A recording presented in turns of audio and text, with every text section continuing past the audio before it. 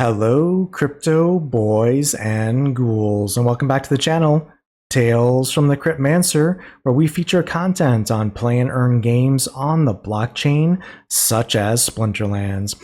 And in today's video, I wanted to go into a little bit of a deep dive on some blockchain forensics as it relates to the recent Glint shop jackpot chest kind of exploit that happened recently with the David Jazz bot farm. And we'll go through some of that history, talk about some of the forensics, and talk about some of the data, and leave links in the video description on some of the Explorer data so you can peruse and explore that should you wish. And I just thought it was interesting as a topic because there was some interesting behavior with this jackpot chest exploit that was unusual, and I think it warranted a little bit of blockchain investigation. So we'll hop into that, and we'll let you, the audience, kind of draw your own conclusions from that. So this is Tales from the future here, and I wanted to put a little note into the video at this point. As I had recorded this video earlier today, well before the town hall, but a wise person had mentioned to me that I probably should reach out to the team and or the team member that is a part of this video content here for some clarification and a statement. So before I published the video, I did that here. I reached out on Discord. I reached out via the town hall Q&A session, and we got some updates from Matt specifically during the town hall today. I'm going to run the rest of this video that was recorded earlier. Stick around to the end. We're going to go through Matt's comments, and I'm going to give you my my personal opinion and takeaway at the conclusion of this video. So now back to the content recorded previously. So for those who were not aware, recently Splinterlands did introduce a new feature in the game where you're able to take soulbound glint from your account and use it to buy chests that produce basically sellable rewards at a very high rate at 1% when you can buy 100 chests at a time, which basically meant almost a guaranteed, statistically speaking, jackpot if you were to trade in that glint. And it was somewhat of an exploit. I mean, it was maybe an error more than an exploit, but it got shut down within the first 24 hours and was reworked.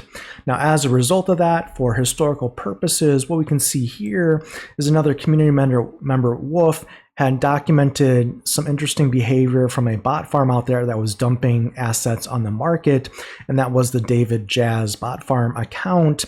And what Wolf had stated here in Discord was he had counted all of the packs that got transferred to David Jazz. It was 222 beta packs, and all of those were using bot farm accounts with decks that rented for approximately 50 DEC a day, which is like fractions of pennies. And the count also earned 10 proven titles, 3 veteran titles, and a bunch of land plots. So obviously this bot farm had been botting and took advantage of that at the first chance it got to extract real sellable assets. And then what we saw here on the market, we saw them dumping in Hive Engine. We'll talk about that in just a second. Now, what happened subsequently, Royal Eagle from the team had mentioned that the owner of the David Jazz botnet had donated some of the beta packs, tiles, and plots back to the team. The team used those packs and some of their inventory to top off the jackpot account, and they're going to be looking to expand the jackpot prizes in the future, including adding back the titles. Now, this is interesting. This is not typical behavior for a bot farm. A bot farm is meant to do exactly what they did, and that is to get a bunch of sellable assets, dump them on the market, and take the profits and run. So it was interesting to see here that this David Jazz botnet looks like felt some kind of guilt or was trying to cover something up, or, definitely not normal behavior for a bot farm, right? The bot farm doesn't answer to the community. They do what they're going to do, and they really have no remorse. They're there to make profit. So when I saw that this bot farm had donated some of the majority of the assets they hadn't sold back to the team, it got my spidey senses tingling, and I wanted to do some analysis on the blockchain to understand where was the guilt coming from for this bad behavior, And why were they trying to get out in front of it and kind of roll back the clock and try and donate some of this and try and put a positive spin on their botting? And instantly what kind of popped into my mind is the only reason a bot farm would do this is if they were guilty, and they were possibly a member of the team or associated with the team in some form or fashion, because otherwise there's no reason for an individual, anonymous individual of the community to apologize for extracting value from the game and using bot farms and exploiting the system. So that is what I wanted to investigate, to see, is there a probability or some evidence that this could be a member of the team that participated and did this, and the team said, hey, you can't do that, you better give some of that back because that's a real bad look. It's like insider trading on Wall Street or in politics. It's just not good for anyone associated with the insider trading, right? So if we look here, you can see here on Hive Engine Explorer, you can see that this is the David Jazz account. It's filtered on beta packs specifically, not plots or titles or anything else like that right now. But you can see that they transferred 16 beta packs, they sold 16 beta packs, they transferred, looks like they placed a bunch of sell orders and canceled orders here. And ultimately what they did is they did transfer 168 beta packs to the company a week ago, which was documented here in this post from the team. So before we go into more of the blockchain forensics here, trying to understand the David Jazz account and where its source or anonymous owner could be traced back to, I wanted to play this clip from the recent People's Guild podcast because I think it puts a lot of context to where the investigation on the blockchain takes us. So let's play this clip here from the People's Guild episode with Cryptomancer, the real Cryptomancer, talking about some of the team's activities from a development perspective and some of the team members. So all that additional stuff is kind of on the back burner for now. We'd still like to get to it at some point, but I'm not sure exactly when that's going to be. The tech modernization effort is another complicating factor that you didn't mention that's also going along with all these other things that we're doing. So right now, one of our front-end guys, Mancio, is working on porting tournaments over to the tech modernization client. And after he's done with tournaments, he's probably going to be starting on the guild pages. And that's going to be a pretty large effort. Those are some of the most complicated pages in the game. So we probably don't want to do. All right, so you heard an interesting name there, Mancio. This is a member of the team, as Cryptomancer had mentioned, doing front-end development for the team, and you've probably heard that name mentioned in other town halls previously. And it's the reason why it stands out is, well, Mancio is a unique name. It's I think an Italian background, and it's not a common username or name in general, right? It's not going to be used frequently. And what we see here, if we look at the David Jazz account here, specifically on Hive Engine, we filtered on swap.hive as the asset to track here. And what you can see is the David Jazz account was actually basically initiated 4 months ago. And it was initially funded by this account AJEJE when it transferred 341 odd Hive into the initial David Jazz account. And then what you see 3 months ago is an account user, Mancio920, transferred 500 Hive to David Jazz. Now, 500 Hive being transferred into an account that you don't own doesn't make a lot of sense. I mean, 500 Hive is roughly 150 US dollars. You don't just ship $150 to some random account via Hive Engine unless you own the account, right? Same thing with AJEJE. So the blockchain forensics tend to insinuate or suggest that this account Mancio920 is the actual owner of this David Jazz account that was created 4 months ago as kind of a proxy for this bot farm. Now, what we can see here, if we dive into the Mancio 920 account, which happens to be a very unique name of a team member as well, you can see here it transferred that 500 to David Jazz. It transferred 455 swap Hive to AJEJEJE, which is the same account that also transferred Hive to David Jazz. You can see that AJEJEJE also transferred 774 Hive to Mancio back and forth. So you can see a trend here. You can see ownership of the accounts, transferring of assets between accounts from a significant dollar value perspective. You can see here 2 years ago some bot account activity as well here, and some of the bot accounts for Mancio here. Now, what's interesting, if you look at Mancio and AJEJE accounts and you track all of these accounts, you'll see a huge bot farm with a number of accounts identified here, and it just is a web of craziness if you actually really do the due diligence. And you'll see that this bot farm not only bots Splinterlands, but it bots pretty much all Hive games and projects. It bots Golem Overlord in mass, it bots TerraCore in mass, it does decrops, it does pretty much every blockchain project on Hive and bots them, pretty much all of them, significantly. And it's made a lot of money botting these accounts. And if you track the Hive and the SPS and the part and everything else, it's a lot, right?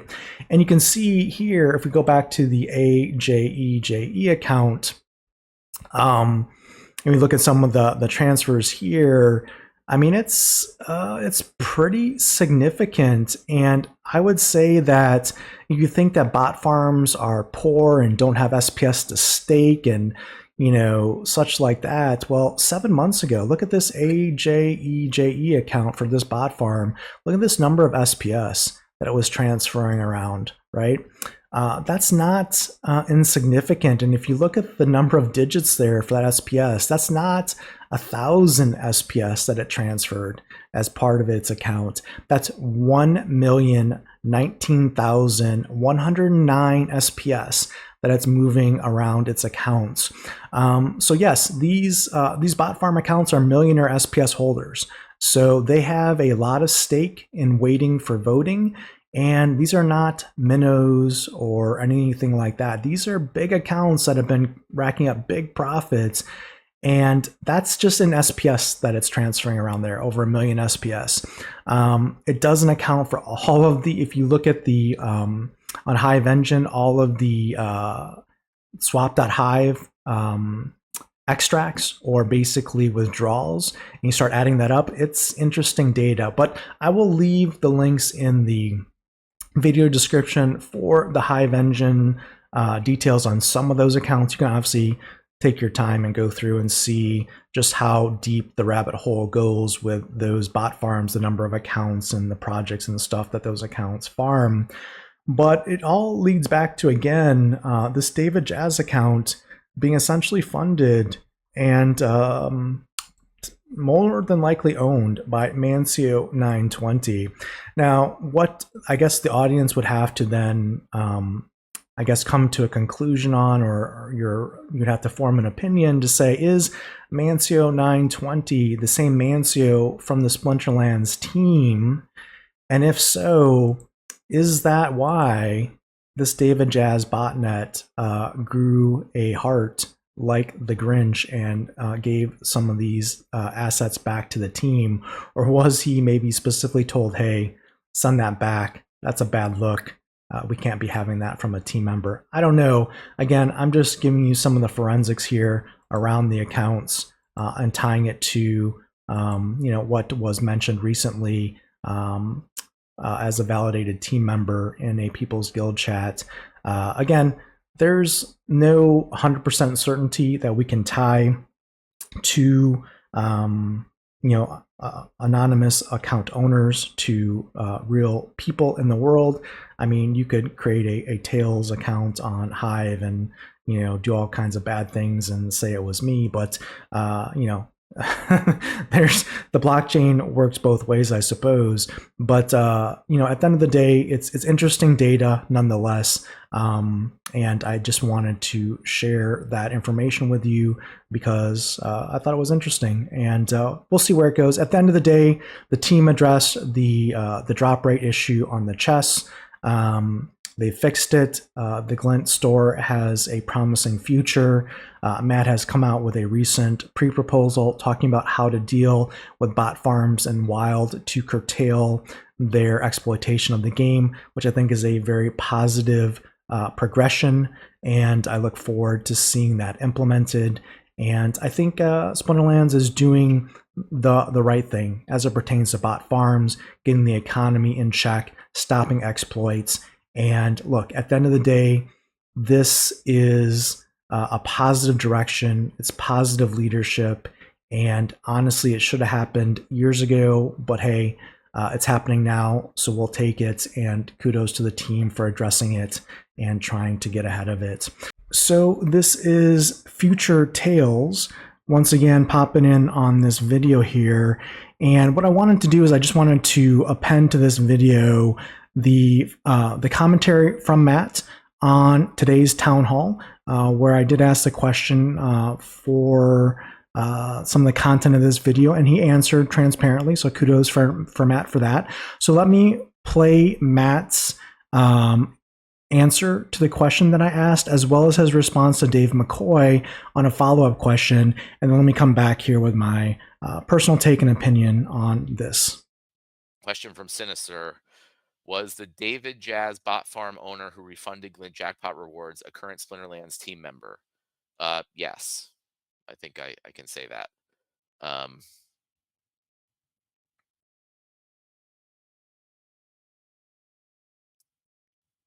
Question from Michael B. Question from Dave McCoy. I mean, I think everyone just knows if you say Dave in Splinterlands, it's Dave McCoy. Can you expand more on the team member that ran the large David Jazz bot farm? If there's any penalties involved, is the person still employed, etc.? I know people are going to be talking about it, so it's better to handle it head on, in my opinion. Yeah, I guess I don't. Maybe I should have not said anything regarding that. I don't know. I didn't think that through. Generally, I like to be transparent and not secretive. That no one did anything wrong, right? So we encourage our like our team members, the people on the team, to play and participate in the game. Most of them are players. I don't know about most of them, but a lot of them were players first and foremost that came and joined the team. And like we don't want to restrict their ability to play and use the game. So if they like somehow hacked something or like did something bad, obviously that would be a problem that would be dealt with. But they just played the game. Like we offered something in the game and they used it as anyone else could have. So I don't. There's, to me, that is no reason for any penalties or any repercussions. Like it was our fault from the design perspective for not doing things properly. Mostly my fault because I came up with the numbers for that. And made a mistake there. But our team members are able to participate in the game just like anyone else, and we make sure that they, there's no reason they have any advantage over anybody else. And so nothing here was done wrong. They just utilized the system like everybody else did. There's no like they didn't have any advantage as a team member where they got things that other people didn't. So no, there were no penalties involved, and I don't think anything like that is warranted. So there you have Matt's response. And first, I want to say, just first off, I respect Matt. I respect his honesty. I respect his transparency. And I thought it was it was the right thing to do by confirming this data. We have to have transparency in projects like this. Luckily for us, blockchain and cryptocurrency provides a ledger that everyone can look at and see these types of things and track these activities back for better or for worse. And so shout out to Matt for being honest with the community and answering the question directly. That being said, I agree with Matt that, and this this image here, this thumbnail for the video that we used here, is not accurate. I mean, the Glint shop was not exploited per se. Everyone for the first like 24 hours in the game had access to do what Mancio did, and that is redeem Glint for those jackpot reward chests. So it wasn't an exploit, it wasn't a hack, it wasn't a cheat. So I agree with Matt. And from that perspective, I also agree with Matt that there should be no punishment or anything like that from an employee perspective on Mancio or anything like that either. That's not warranted. It's not, shouldn't be in play, and it's not, not necessary or needed, obviously, and shouldn't happen. What I will say is my opinion on this fact, and it's probably no surprise, is that I still believe currently that bot farms are a problem in Splinterlands, and that's more of the crux of this comment from myself in this video, is because if you look at what Wolf had posted here, whether the bot farmer was a team member or not, right? The fact that a bot farmer, in this case a team member, Mancio, was able to use bot farm accounts and extract 222 beta packs, 10 proven titles, 3 veteran titles, and a number of land plots. We have to go on chain to see exactly how many he transferred and tried to sell, but it's a lot. That's just a ton of assets that, granted, every player in the game would have the same access to get those, but the scale here is what is you have to realize. If you think that it's not a problem that a single user can extract from the Soulbound reward cards 222 beta packs, 10 proven titles, 3 veteran titles, a ton of land for the rental cost of literally fractions of a pennies per day to be able to get that, since Glint has been released, which has only been like 6 weeks, right? If the abuse of Glint in like 6 weeks roughly is that pervasive for a bot farm, can you imagine how much has been siphoned and pilfered from the system, from DEC, from SPS, from reward cards over the last, 3 years or more. I mean, this Splinterlands is having their 6-year anniversary, right? So the point is that bot farms are a problem. Now, the good news is Matt is tackling bot farms in Wild where they're allowed to play currently.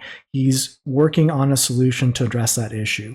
So again, kudos to Matt for recognizing the problem, being transparent, and trying to come up with an innovative solution. My last point on this is if you've been following this channel, we've been talking about bot farms and Soulbound reward cards and the challenges and the tokenomic issues and all that stuff for a long time. This is not news to anyone that's followed this channel. So you know my stance on this and my take on this. The fact of the matter is, bot farms have been a cancer on this game and have literally driven this game into the ground.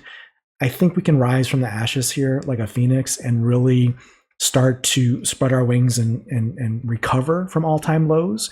But I would say that the reason why, or at least some of the reasons why we're at all-time lows, is because of the bot farm exploitation and the behaviors of bot farms here for the last several years in the ecosystem, basically with little, really effective governance and policing and combating. A lot of half measures and twisting ourselves into pretzels trying to get bots to stop what they're doing, but really no aggressive actions have been taken. I think that's changing now. I think Matt understands the tokenomic impact, the game impact, and hopefully now we're going to get it right and fix this issue and move forward. So that's really what I want to say. Again, you can leave your comments in the video description below. I'm sure they'll be interesting.